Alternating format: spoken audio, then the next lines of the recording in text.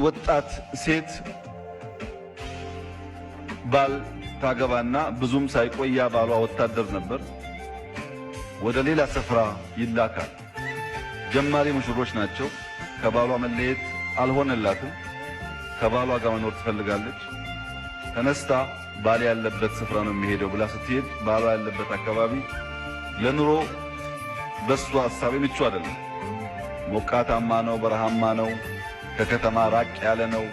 የአኗኗር ዘዬው፣ ባህሉ፣ ቋንቋው ብዙ ጉዳይ ተቀያየረባት እና በሞራል ሮጣ ሄደችና ስትደርስ ከበዳትና ለእናቷ ደብዳቤ ጻፈች።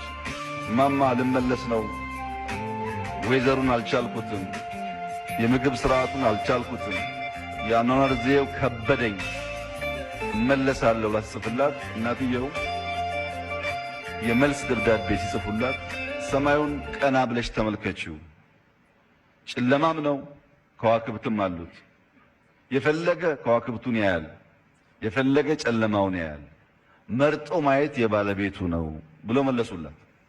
እንቆቅልሽ ነበር፣ ጊዜ ወሰደባት ለመገንዘብ።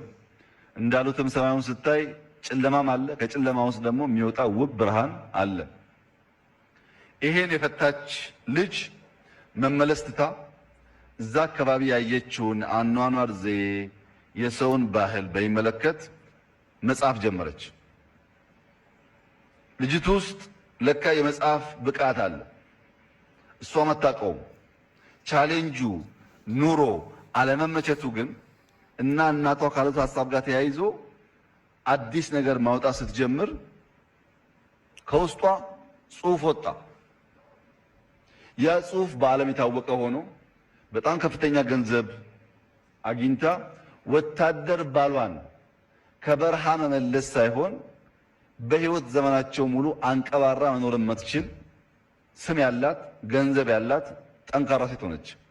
ብትመለስ ይጠፋል፣ ያ ጉዳይ ብትመለስ ይጠፋል። ኢትዮጵያም ውስጥ አጋጥሟል። አሁን ሐመር ሄዶ ስለ ሐመር የጻፈውን ሰው የምታውቁት ሰው እንዲሁ ነው። ድንገት ለጉብኝት ሄደው ነው ሐመር ውስጥ አይቶ ጻፈ። አሁን ታዋቂ ጸሐፊና ደራሲ ነው። ኢትዮጵያ ውስጥም አለ እንደዚህ። አንዳንድ ጊዜ ትክክለኛ ሐሳብ በሆነ ሁኔታ ሰው ላይ ሲያርፍ ሰውየው የማያውቀው ብቃቱን ሊያወጣ ይችላል። ልክ እንደዚህ ሴት ግን ያ ትክክለኛ ሰውና ሐሳብ መገናኘት አለባቸው። ያ ሲሆን በጣም ብዙ ሰው ከውስጡ ሊወጣ ይችላል። እና ሰው በጣም ኢምፖርታንት ነው።